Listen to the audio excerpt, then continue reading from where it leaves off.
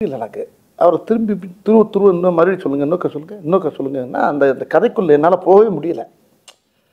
திருப்பி இன்னும் அந்த சீனை சொல்லுங்கள், அடுத்து இன்னும் அந்த முதல்ல ஒரு சீன் சொல்லுங்கள், அப்படியே ஒவ்வொரு சீனு திரும்ப நீயாண்டி விலங்குல பல பக்கம் சடை விட்டுருப்போம்ல, அது மாதிரி பல பெண்டுகள் வருது இல்லை. ஆனால் இன்னொரு ஆள் யார் அப்படின்னு கேட்குறப்ப அவர் என்ன சொல்ல மாட்டேங்கிறார். இல்லை சார் கொஞ்சம் 2-3 நாள் உங்களுக்கு அந்த சஸ்பென்ஸ் வந்துடும். கேப்பில் போனால் திருவண்ணாமலை சுற்றிக்கிட்டே இருப்பார். ஆமா, எங்க ஆளை காணாம நம்ம ஈரங்கீரும் போறதுக்குள்ள ஒரு மலையை சுத்தி இருந்துருவாரு. அன்றைக்கு ஈர அவர் தான். இல்ல இதுல இன்னொரு ட்விஸ்ட் இருக்கு. ஒரு கேள்வி அவர்கிட்ட வந்து நான் கேட்டேன். வணக்கம் சார். வணக்கம். எப்படி இருக்கீங்க? நல்லா இருக்கேன்ப்பா, நல்லா இருக்கேன். ரொம்ப ரொம்ப சந்தோஷமா இருக்கு உங்களை பார்த்ததும் இன்டர்வியூ பண்றதும். பட் அதுக்கு மேல ரொம்ப இமோஷனலா இருக்கு அப்படின்னு தான் வந்து சொல்லணும் சார். ஏன் அப்படின்னா என்னோட வாழ்க்கையில ஒவ்வொரு நாளுமே உங்களை கடந்து போகவே போகாது. ஏன்னு கேளுங்க. ஏன் அப்படின்னா ஏதாவது ரொம்ப கஷ்டம் இருங்க, ஏன்னு கேட்டுக்கிறேன். ஏன் அப்படின்னா ஏதாவது ரொம்ப கஷ்டமா இருந்தாலும் ஃபர்ஸ்ட் எடுத்து உங்களோட காமெடி சீன்ஸ் பார்ப்பேன். மனசு அப்படியே கொஞ்சம் எதமா வந்துட்டு இருக்கு. போன் எடுத்து யாருக்கிட்ட சேட் பண்ணாலும் நாங்க யூஸ் பண்ற ஜிப் ஸ்டிக்கரும் உங்களோடது தான். எந்த மீம்ஸ்னாலும் அதுலயும் நீங்க இருப்பீங்க. யாருக்கிட்ட போன் பேசினாலும் டயலாகும் உங்களோட தான் சார் வருது. ஸோ எங்களோட ஒவ்வொரு நாளுமே நீங்க எங்க கூட எப்பவுமே இருக்கீங்க. ரொம்ப சந்தோஷமா இருக்கிறதுக்கான காரணமும் நீங்க தான் சார். சந்தோஷம். எனக்கு மட்டும் கிடையாது, நிறைய பேருக்கு இந்த மாதிரி வந்துட்டு இருக்கும். ஆமால பாருங்க, எல்லாருக்குமே அப்படிதான் இருக்கு. அதுக்கு ரொம்ப ரொம்ப பெரிய நன்றிகள். தேங்க்யூ டியா. ஓகே, ஸோ இப்போ வந்துட்டு மாரிசன் படத்துக்காக நிறைய விஷயங்கள் நம்ம வந்து உங்ககிட்ட பேச போறோம் sir. First of all trailer வந்து பார்த்தேன். இது வரைக்குமே வடிவேல் சார் பார்க்காத ஒரு சாயல்ல வந்துட்டு நீங்க நடிச்சிருக்கீங்க. ரொம்ப சீரியஸான ரொம்ப இன்டென்ஸான ஒரு ரோல் வந்து பண்ணியிருக்கீங்க. இந்த படத்தை நீங்க சூஸ் பண்றதுக்கான காரணம் என்ன?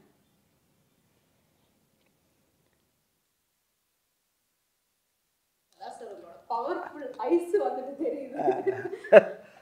அதாவது நான் எத்தனையோ கதைகள் கேட்டிருக்கேன். இது வரைக்கும் நீங்கள் சொன்ன மாதிரி, திவ்யா சொன்ன மாதிரி நிறைய காமெடி படம், காமெடியில் தான் அதிகமாக கவனம் செலுத்தினேன்.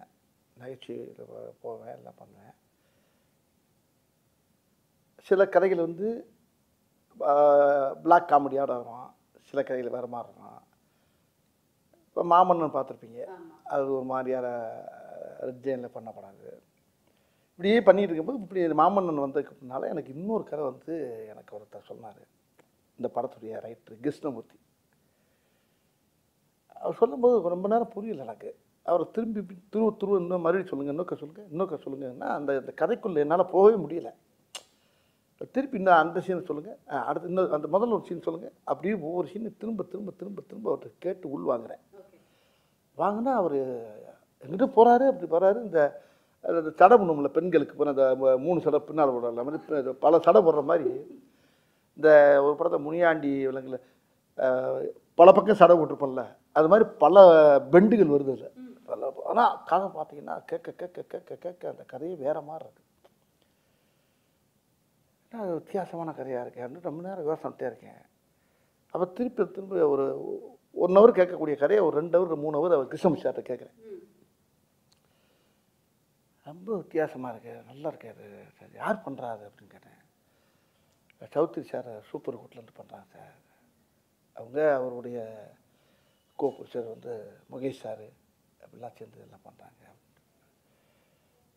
சரி அப்படிங்கும்போது அப்போ அந்த கதையை இப்போ இந்த கதைக்கு நான் பேசிகிட்டு இருக்கும்போது வேறு இதில் இன்னொரு ஆள் யார் அப்படின்னு கேட்குறப்ப அவர் என்ன சொல்ல மாட்டேங்கிறார். இல்லை சார் கொஞ்சம் 2-3 நாள் உங்களுக்கு அந்த சஸ்பென்ஸ் வந்துடும் அப்படின்னாரு. அது நான் என்னே சொல்லிட்டீங்க, இன்னொரு ஆர்டிஸ்ட் யாருங்கிறத சொல்லுங்கன்னா அப்புறம் ஃபுல்லாக கதையை கட்டினேன். கதை எனக்கு பிடிச்சி போச்சு. இப்போ 2 நாள் சேர்ந்து திருப்பி மீட் பண்ணுறாரு. மீட் பண்ணோன்னே இந்த கதை வந்து சார் இல்லை பவுத் சார் பண்ணுறாரு சார் அப்படின்னாரு. எனக்கு பயங்கர சந்தோஷமாயிடுச்சு. அவரும் இப்போ தான் நம்ம மாமன்னன் காம்பினேஷன் உங்களுக்கு அந்த காம்போ இருக்குல்ல உங்களுக்கு, அவரா சூப்பராக இருக்குங்க. அந்த காம்பினேஷன் அவர் கூட பண்ணுறப்போ அந்த படம் எப்படி இருக்கிறது அங்கனுக்குள்ள நானும் கிருஷ்ணன் சார் ஓட்டி பார்த்தோம். ரொம்ப திருப்பி இன்னொரு மீட்டிங்கில் வர்றாரு சார். இதில் வந்து டேரக்டர் என் ஃப்ரெண்டு அப்படின்னா அங்கே அருமையான அற்புதமான மனிதர் கிருஷ்ணமூர்த்தி மாதிரி அவர் ஒருத்தர், சுதீஷ் சங்கர். அவர் வந்து பார்த்தா அவர் தெய்வ பக்தி. அந்த ஷூட்டிங்கில் எடுக்கும்போது திருவண்ணாமலைக்கு போனால் கேப்பில் போனால் திருவண்ணாமலை சுற்றிக்கிட்டே இருப்பார். ஆமாம், எங்கே ஆளை காணான்னு நம்ம யூரிங்கின்னு போகிறதுக்குள்ள ஒரு மலையை சுற்றி இருந்துருவார். அந்த அந்த அளவுக்கு அவர் ஒரு பக்திமான ஒரு அருமையான டைரக்டர் அவர். அவரை பற்றி சொன்னோன்னா அவர் அந்த சைடில் அவர் டைரக்ட் பண்ணுற மாதிரி இவர் ஒன்லி ரைட்டர் மாதிரி அவர் பேசிட்டாங்க. சரி உங்களுக்குள்ளே அண்டர்ஸ்டாண்டிங் தான், எனக்கு ஒன்றும் பிரச்சனை இல்லை. பவுல் சார் வந்து சொன்னாராம் வடிவேல் சார் தான் நல்லா இருக்கும் அப்படின்னு சொன்னதாக நான் கேள்விப்பட்டேன். அவர் கூட ஒரு இன்டர்வியூ இருந்தது. நீங்கள் நான் தான் வந்து இன்டர்வியூ பண்ணேன் பகத் சார். ஸோ கண்டிப்பாக அந்த கதை உங்களுக்கு தெரிஞ்சிருக்கும் அப்படின்னு நினைக்கிறேன். அவர் வந்து என்ன சொன்னார்னா, ஃபர்ஸ்ட் நாங்கள் டீமோட உட்காந்து டிஸ்கஸ் பண்ணும்போது இந்த கதாபாத்திரத்துக்கு வடிவேல் சார் மாதிரி ஒருத்தர் இருந்தால் கரெக்டாக இருக்கும் அப்படின்னு சொன்னாங்க. அதுக்கப்புறம் வடிவேல் சாரே இருந்தால் நல்லா இருக்கும் அப்படிங்கிற மாதிரி மாறி இருக்கு. அப்புறம் மலையாளத்தில் பண்ண வேண்டிய படம் இது தமிழ்ல வடிவேல் சாருக்காகவே பண்ணணும் அப்படிங்கிற வந்து மாறி இருக்கு. நீங்க எப்படி பாக்குறீங்க? ஐயோ, பெரிய அவர் சொன்ன வார்த்தை எனக்கு வந்து மனசை ரொம்ப நெகிழ வைக்குது. என்னன்னா, எனக்கு எப்படி நீங்கள் எப்படி செய்யோ அவர் மாதிரி எனக்கு பெரிய லட்சம் கோடி மக்களில் எவ்வளோ பேர் ரசிக்கிறவர், அதில் அவர் எனக்கு பெரிய ரசிக்கிறவர். என் நேரம் பார்த்தாலும் அப்பா வந்து உங்களை பாடுறா வடிவேல் இப்படி பண்ணுறாரு பாடுறா அப்படின்னு சொல்லுவார். அப்பாவை நானும் எங்கள் ஃபேமிலியெல்லாம் பயங்கர ஃபேன் அவங்களுக்கு அப்படின்னாரு. அப்படியே சார் நான் சின்ன பிள்ளைலேருந்து 12வது படிக்கிலேருந்து உங்கள் பார்த்துக்கிட்டேங்க சார், நான் பயங்கர தீவிர ஃபேன் சார் நான் அப்படின்னு மாமன்னே என்கிட்ட ரொம்ப நேரம் சொல்லியிருந்தார். இப்போ இந்த படத்தில் ரொம்ப நெருக்கமாக உட்காந்து பேசக்கூடிய அளவுக்கு இந்த படத்தில் அவர் கூட எனக்கு ஒரு வாய்ப்பு கிடைச்சது. அது அவர் கூட பண்ணுறப்ப மராக்கல் அறிஞன். அப்புறம் ஹீரோ நான் வந்து அவர் தான் ஹீரோன்னு இன்னும் சொல்லிக்கிட்டு இருக்கேன். எனக்கு ஹீரோ அவர் தான். இல்லை, இதில் இன்னொரு ட்விஸ்ட் இருக்குது. ஒரு கேள்வி அவர்கிட்ட வந்து நான் கேட்டேன், யார் சார் இந்த படத்தில் ஹீரோ? ஏன்னா 2 பேருமே ட்ரெய்லரை பார்க்கும்போது ஈக்குவலாக இருக்கு கேரக்டர். எனக்கு ஒரு கன்ஃபியூஷன், யார் சார் இதில் ஹீரோ, நீங்களா இல்லை வடிவேல் சார் அப்படின்னு கேட்கும்போது அவர் சொன்னார், இல்லவே இல்லைங்க 100% வடிவேல் சார் தான் ஹீரோ அப்படின்ட்டாரா? என்னன்னா வந்து ஃபஹத் சார் ஹீரோ அப்படின்னு.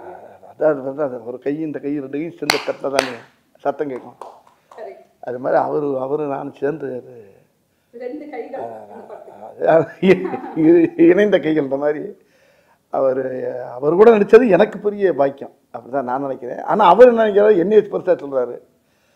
எப்படியோ இந்த படத்தில் அந்த கதை வந்து அருமையான கதை தான் அந்த படத்துடைய கண்கள். அது அந்த படத்துடைய டைரக்டரும் அந்த டீமே நல்ல டீம்.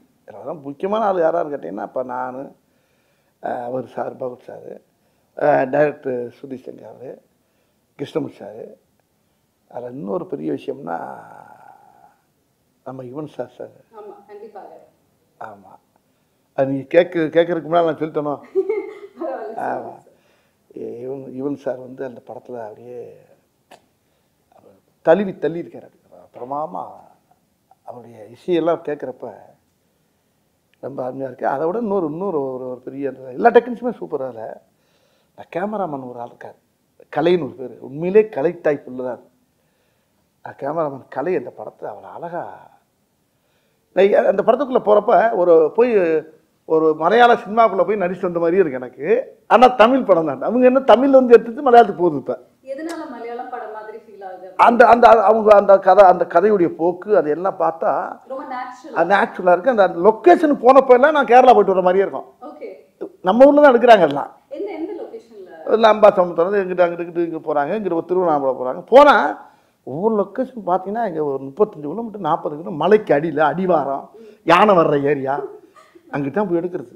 ஆனால் பார்த்தா அப்படியே அந்த கதைக்கும் அந்த கதையோடு சேர்ந்து பொருள் பார்த்துங்க அந்த லொக்கேஷன். அது அப்போ ஆர்டிஸ்டாக வேலை செய்யவே ஆசையாக இருக்கும். அப்படி ஒரு அழகான ஒரு படம், மக்களுக்கு ரொம்ப கண்டிப்பா ட்ரெய்லர்ல பாக்கும்போதே அவ்வளவு ஃப்ரெஷ்ஷா இருக்கு, அழகா இருக்கு.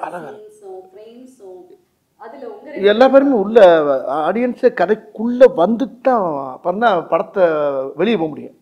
இன்ட்ரோலுக்கு தான் உள்ள போக முடியும். அது வரைக்கும் கதைக்குள்ளேயே வந்துடுவாங்க எல்லாரும். அப்படி அந்த கதை அந்த ஈர்ப்பு எனக்கே ஒரு பெரிய வாழ்க்கையில் கிடைச்ச ஒரு புது அனுபவமாக இருக்கு எனக்கு. Super sir. சரி, இந்த கதை இந்த வடிவில் நான் பார்த்தது இல்லை. ஆமாவா? நான் ஃபஸ்ட்டு வந்தோன்னே எனக்கு இந்த கதையை கட்டு சரி என்ன இது காஸ்டியூம் சார் அப்படின்னு.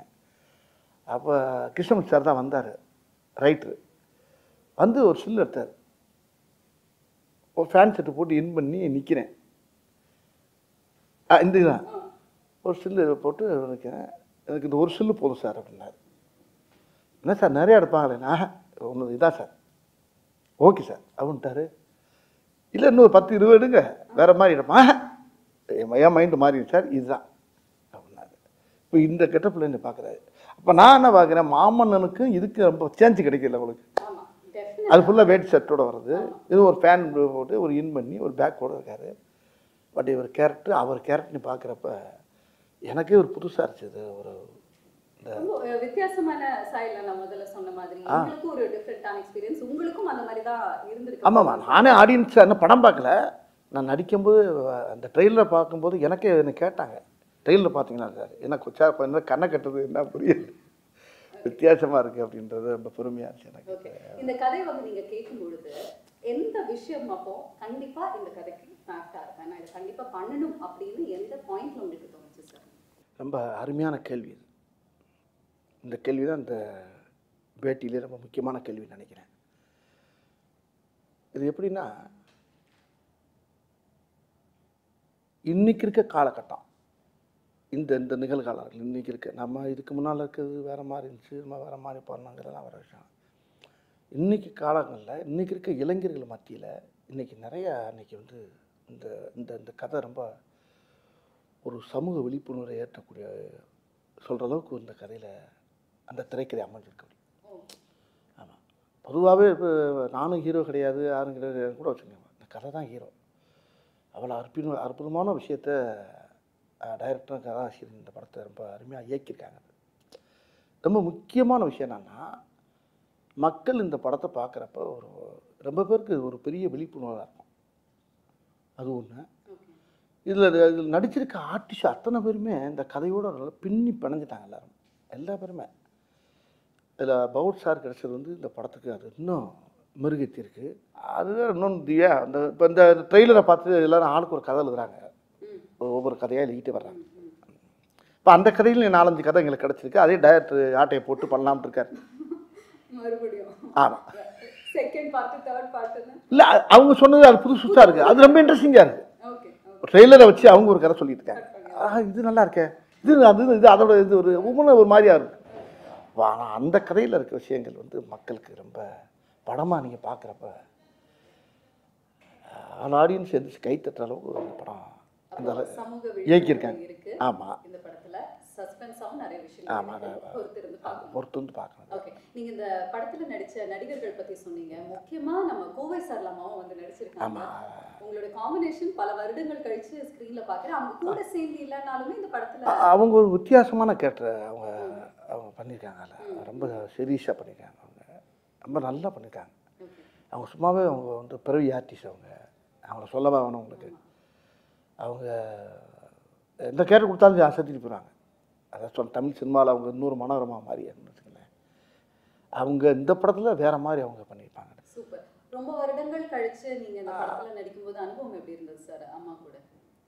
அவங்களுக்கு எனக்கு அதிகமாக காம்பினேஷன் வராது. அப்படி இருந்தாலும் ஒரு சில இடத்துல காம்பினேஷன் இருப்போம். அவங்க ஒரு போலீஸ் ஆஃபீஸராக வராங்க, அது வேற மாதிரி இருக்காது. சரி, இந்த கதாபாத்திரத்துக்கு டெஃபினட்டாக ஒரு டிஃப்ரெண்ட்டான லுக் உங்களுக்கு வந்துட்டு இருக்குது. பட் நீங்கள் எப்படியெல்லாம் வந்து ட்ரெயின் எடுத்தீங்க சார்? ஏதாவது ட்ரைனிங்கோ இல்லை இதுக்கு வந்து நீங்கள் ஏதாவது ஸ்பெஷலாக ரிஹர்சல்ஸோ அந்த மாதிரி ஏதாவது? இல்லை இல்லை இல்லை இல்லை இல்லை அந்த கதையை நல்லா உள்வாங்கினேன். ஒரு தடவைக்கு 100 தடவை உள்வாங்கினேன். வாங்கி அந்த கதாபாத்திரத்தை வந்து உள்வாங்கும் போது எனக்கு அதான் சொல்லலை, படம் ரிலீஸுக்கு முன்னால் இன்னும் இந்த கேள்விக்கெல்லாம் சரியான விட கொடுப்பேன் நான். என்ன இது முடிஞ்சதுக்கு அப்புறமா நீங்க எல்லாத்தையும் வந்து சொல்லியிருந்திருப்பீங்க. கொஞ்சம் யோசனை வேண்டியா இருக்கு. ரொம்ப அதை நிறையா உள்வாங்கும் போது இந்த கதை இன்னைக்கு சமுதாயத்துக்கு தேவைப்படுது. சொல்லணும், இந்த கதையை சொல்லி ஆகணும். அதுக்கு என்னை தேர்ந்தெடுத்தது வந்து பகவத் சாருங்கும் போது ரொம்ப பயங்கர ஆச்சரியமாக இருக்கு எனக்கு. இல்லை, மாமன்னன் படம் அப்போ கூட மாரி செல்வராஜ் சாரும் அண்ட் உதய் சாரும் வந்து சொல்லியிருந்தாங்க, என்னதான் வந்துட்டு எல்லாருமே இருந்தாலும் ஃபஹத் சாருக்கு வந்து செட்டில் சரி எப்பவுமே வந்து வடிவேல் சார் மேலே அவ்வளோ ஒரு பிரியம். சீக்கிரமா வந்து அவர் கூட போய் உட்காந்து பேசுவாங்க, நிறைய விஷயங்கள் உட்காந்து பேசிட்டு இருப்பாங்க அப்படின்னு எல்லாம் வந்து சொன்னாங்க. என்ன மாதிரி விஷயங்கள் வந்து நீங்க அவ்வளோ டிஸ்கஸ் பண்ணுவீங்க? அண்ட் உண்மையாலுமே அவருக்கு உங்க மேல அவ்வளோ பிரியம், பட் எந்த அளவுக்கு உங்களை கேட்க அந்த ஒவ்வொரு சீனையும் அவர் சொல்லுவார் என்கிட்ட. நான் நடித்த சீனை பூரா அவர் சொல்லி காட்டுவார் எனக்கு. ஓகே, நான் அவர் படம் ரொம்ப அதிகமாக கொஞ்சம் கம்மியாக தான் பார்த்துருப்பேன். ஆனால் என்ன அவர் படிப்படியாக பார்த்துருக்காரு. ஒவ்வொரு படத்தையும் பார்த்து அந்த காமெடி அவர் சொல்லி சொல்லி சிரிப்பார் என்கிட்ட. சொல்லும்போது எனக்கு அப்புறம் நான் அந்த காமெடி எப்படி நடந்துச்சு, எப்படி நடந்துச்சு, இப்படி ஒவ்வொரு சம்பவத்தையும் நான் ஸ்பாட்டில் நின்று நடந்துச்சு, நான் நடித்த இடங்களை அப்புறம் சொல்லிவிட்டு அவரை சிரிக்க பற்றிருப்பேன். ஆமாம், சரி அது அது எத்தனை தடவை பார்த்தாலும் அவர்கிட்ட நிறைய இன்னும் சொல்லிக்கிட்டே இருப்பேன். அவரும் சிரிச்சுக்கிட்டே இருப்பார். அவர் கைத்தட்டி சிரிச்சுக்கிட்டு இருப்பார். ஓகே. சோ அந்த மாதிரி மாரிசன் படத்தோடைய ஷூட்டிங் ஸ்பாட்ல ஏதாவது இன்ட்ரெஸ்டிங்கான சம்பவங்கள் நடந்திருக்கா சார்? இந்த படத்துலையா? ஆமா. அது நிறையா நடந்திருக்குது. நிறையா ஏகப்பட்ட காமெடி நடக்கும். இப்போ நானே அவருக்கு ஏதாவது சொல்லுவேன்ல, அவர் சொன்னோன்னே டக்குன்னு இவர் வந்து சார் இந்த இடத்துல இது வச்சா நல்லா இருக்குமா அப்படின்னா டக்குன்னு அவர் டக்குன்னு அவரை பார்ப்பார். கிருஷ்ணமூர்த்தியை ரைட்ரு ஓகே. ஒன்று ரைட்ரு என்ன அவங்க மாத்திட்டாங்களோங்கிற மாதிரி. நீ ஒரு கரையை மாற்றி வேறு மாதிரி போகிறாங்க. ஒரு பீதியாக இருக்கும். ஒன்று இவர் ரைட் சொல்லுவார். ஆனால் அது வேணுமா, அது வேணுமா, ஏன்னா அவர் கதையில் ஆனால் அதில் சேரும். அது அந்த அந்த டைலாக் சேரும். ஆனால் அவருக்கு ஆசையாக இருக்கும், அவருக்கு பௌத்ஸாக இருக்கு. ஆனால் அவர் நல்லா இருக்கே அப்படிம்பார். அப்புறம் கிருஷ்ணன் சார் சரி வேணாம் அப்படிம்பாரு. பௌத் சார் வேணான்றாரு. வேணாம்னா பவன் டேரக்டர் சார் அங்கேருந்து வந்துடுவார். சுதிசங்கர் சார் அங்கேருந்து வந்துடுவார். என்ன என்ன அப்படின்பாரு. இல்லை இது நல்லா இருக்கேன் அப்படின்பாரு. ஒன்று அவங்க 3 பேரும் மலையாளத்தில் பேசிட்டு இருப்பாங்க. நான் ஒரு ஆள் மட்டும் இந்த திக்கு தெரியாமல் திசை தெரியாமல் பாச தெரியாமல் அப்படியே நின்றுக்கிட்டே இருப்பேன். இது என்ன பார்ப்பேன், என்ன பேசுகிறாங்க, பேசாமல் வீட்டுக்கு அனுப்பிடலாங்கிறாங்களா, என்ன பேசிட்டு 3 பேரும் மலையாளத்தை பேசிகிட்டே இருப்பாங்க. நான் அதான் சொல்லலை, தினம் மலையாள ஷூட்டிங் போயிட்டு வந்த மாதிரியே இருக்கும். ஆமாம். அப்புறம் அவங்க எவரை வச்சு கிருஷ்ணன் சார் பதறுவார். சார் வேணாம் சார், தெரியாமல் கேட்டு தொலைங்க, விட்டு தொலைங்க அப்படி. இல்லை சார் ஓகே சார் அப்படின்பாரு. இல்ல ஃபஹத் சார் ஒரு விஷயம் வந்து சொன்னாரு. சீரியஸான ஒரு சீன் நாங்க நடிச்சிட்டு வருவோம். ஆனா வடிவேல் சார் உடனே பின்னாடி வந்துட்டு அதே சீனை அவர் ஒரு காமெடியான ஒரு வேலை அப்படி சிலது வைக்கப்பட்டது இருக்கு, வேணான்னு சொன்னது இருக்கு. இப்படி சில விஷயம் ரொம்ப எனக்குள்ள ரொம்ப சுவாரஸ்யமா ஜாலியாக எடுத்துக்கிறோம் நாங்கள். அதே மாதிரி அவரும் நிறையா சொல்லுவார். டைரக்டர் ரொம்ப அவர் இல்லை, நாங்கள்லாம் ஒன்று யோசிப்போம், ரைட்டர் ஒன்று யோசிப்பார். டைரக்டர் அங்கே புதுசாக ஒன்று சொல்லுவார். அந்த இடத்துல அப்படி சேர்ந்து இந்த ஸ்பாட்லேயே அது அந்த இடத்துல மாற்றுவோம், நல்லாயிருக்கும். நல்ல டீம் இல்லை. இடையில அவர் வந்துடுவார். சில நேரத்தில் இந்த தமிழில் சில வார்த்தை எங்களுக்கு புரியாது. அவர் ரைட்டர் நல்லா தமிழ் பேசுவார், கிருஷ்ணமூர்த்தி சார். அவர் டைரக்டர் சார் கொஞ்சம் தமிழில் அப்படியே தாரா பா ஆ பா ஓ ஆ அப்படின்னு போயிட்டு வருவார். இது மலையாளம் இல்லை, நீங்கள் வர. அப்புறம் அங்கேருந்து கேமராமேன் வர என்ன என்ன ஓ இதா சார் இது இந்த தமிழில் வந்து இது வரும் சார், மலையாளத்தை அப்படி வரும். ஓ சார் அப்படியா, இது எப்படி சொன்னால் நல்லா இருக்கு அப்படி இப்படி 2 பேரும் அந்த அந்த எல்லாம் தாய் பிள்ளையா எல்லாம் பூரா அதானே, ஒரு தாய் பிள்ளை தானே எல்லாம். நாங்கள்லாம் சேர்ந்து